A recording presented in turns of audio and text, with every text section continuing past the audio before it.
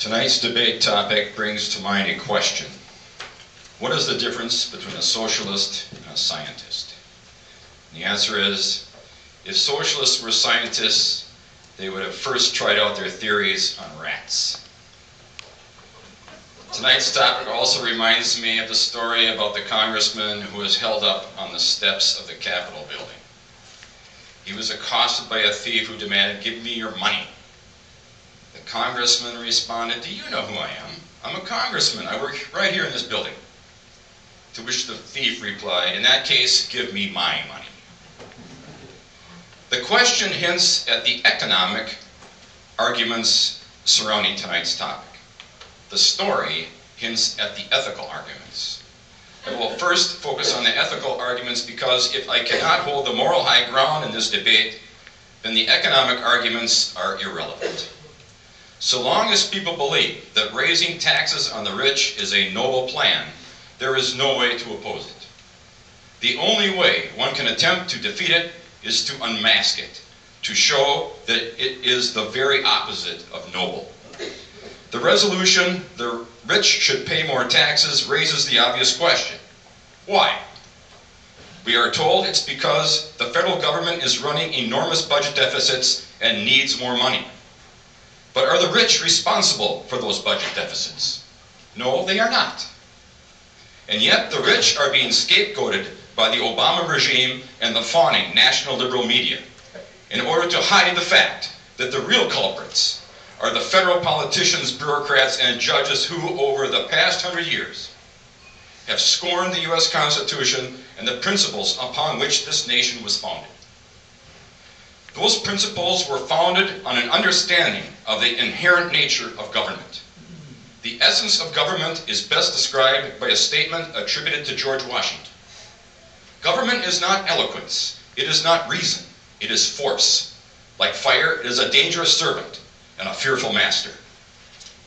That raises the question, what is the legitimate use of force in a free, civilized, and just society? There is only one: self-defense.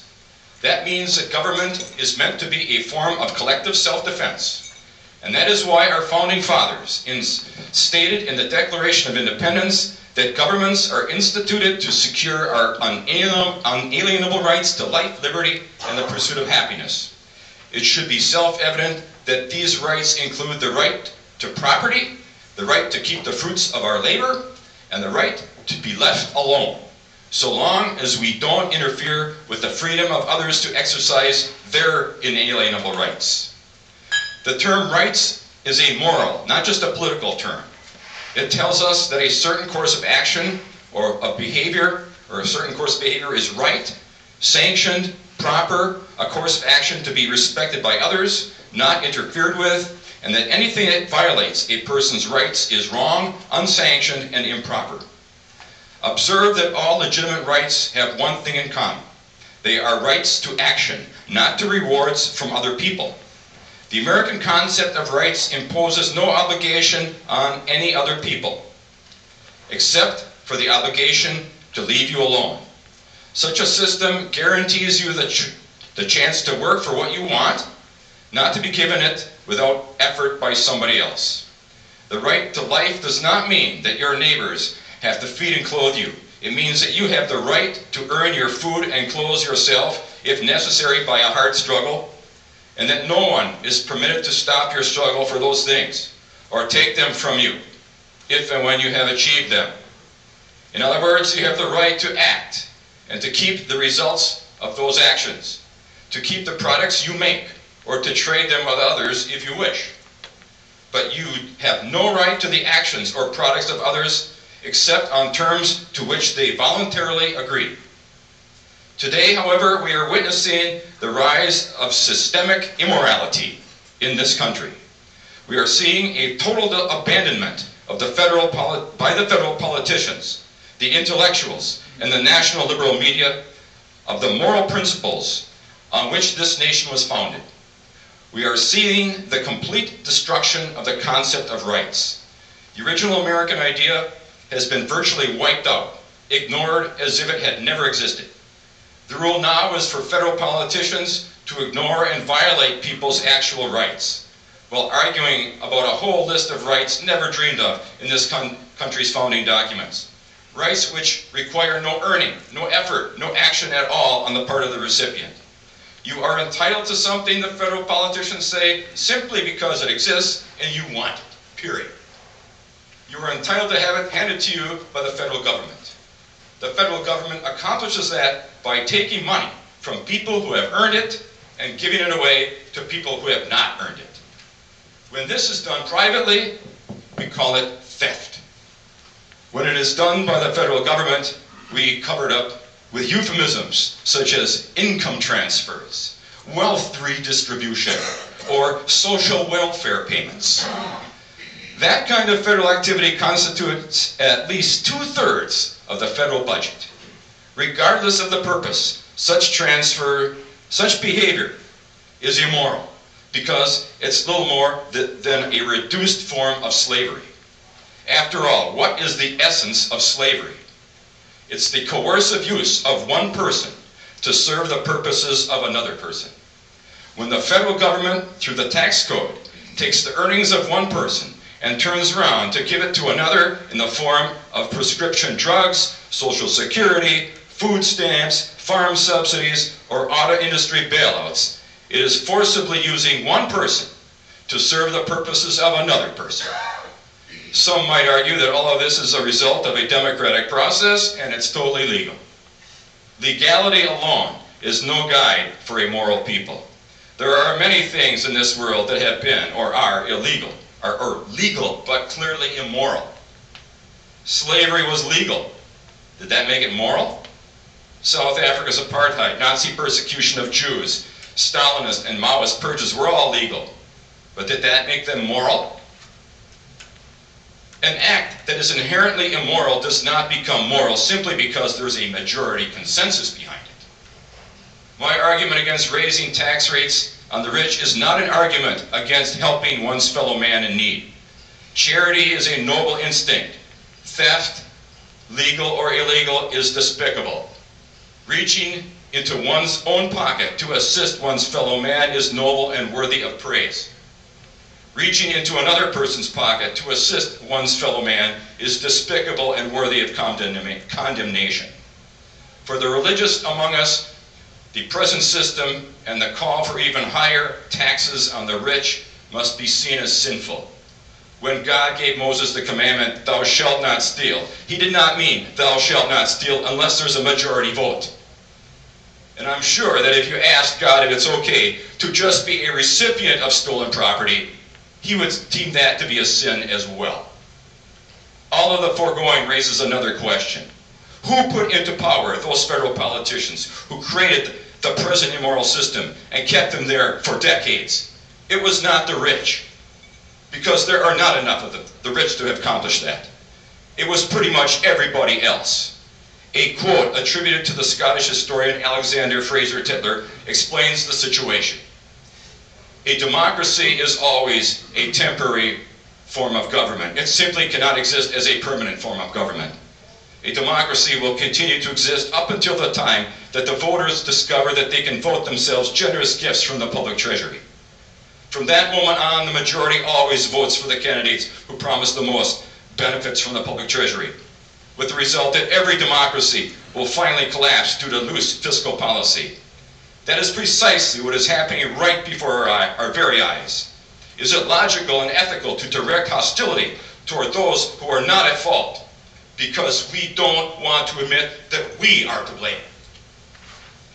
Lawmakers pushing for more taxes on the rich have had the gall to claim the moral high ground, pressing the tired old claim that individuals with higher incomes can afford higher tax rates on their incomes. The opposing principle that all individuals should be treated equally under the law has not seen the light of day. It hasn't been brought into the open by any congressman, maybe Ron Paul, not by the media commentators, and not by the victims, the wealthier taxpayers, who have been virtually silent as their fleecing looms near. No one has challenged the flawed definition of fairness implicit in the fiscal cliff legislation, namely that it is fair that people with higher incomes have fewer rights and therefore should be compelled to pay relatively more because they have a greater ability to pay. The American people do not usually oppose measures they perceive as fair. As a general rule, in the argument or debate, whoever controls the definition of what is moral will win. Unfortunately, the ability to pay principle has controlled the debate in the area of tax law. Most Americans accept the idea that if two men commit the same crime, they should have the same punishment. Equal treatment under the law for criminal offenses is considered just. If a congressman were to propose that for the same offense, Hispanics should be given longer jail terms, or that Catholics should not be subjected to capital punishment, he would be shouted down. But when the subject changes from criminal law to tax law, the concept of equal treatment under the law suddenly goes out the window. Well, halfway out the window, because there would be no support for taxing some groups differently. For example, higher rates for certain religious groups, or racial groups, or genders. Such unequal treatment is still viewed as wrong. But equal treatment does go out the window when one group is mentioned, and that is the rich. Why the silent yielding to this exception? Is it because the ability to pay proponents have some sparkly new argument that crushes all opposition? Not at all. Their position is based on stale Marxist class warfare that goes back to 1848. Karl Marx and Friedrich Engels were so eager to destroy the successful upper and middle class bourgeoisie that they advanced a heavy graduated income tax in their Communist Manifesto. The notion that the wealth and income of the rich should be forcibly redistributed in the form of government benefits and handouts to lower income people appealed to the worst elements in society back then. And that is just as true today. Socialist and populist politicians constantly employ the politics of envy.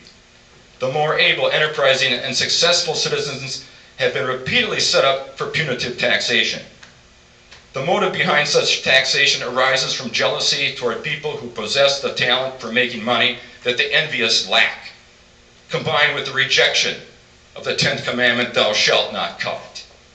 Over the years, many decent Americans have either forgotten or become careless about consistently applying the principle of equal treatment under all laws, not just criminal laws.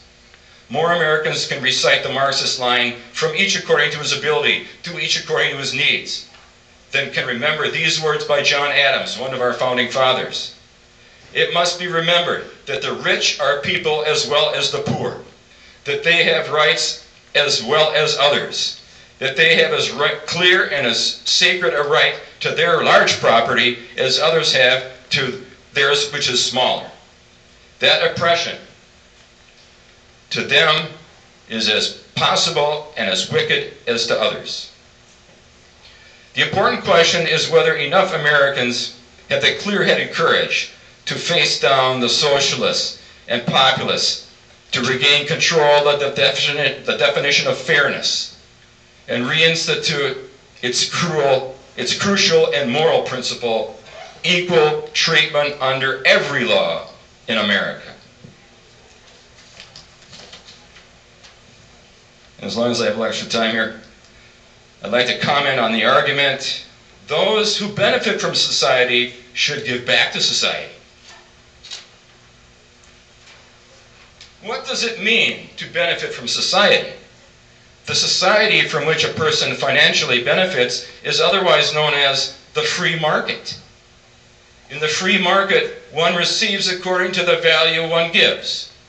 But when one talks about giving back to society, one is really talking about giving to the government.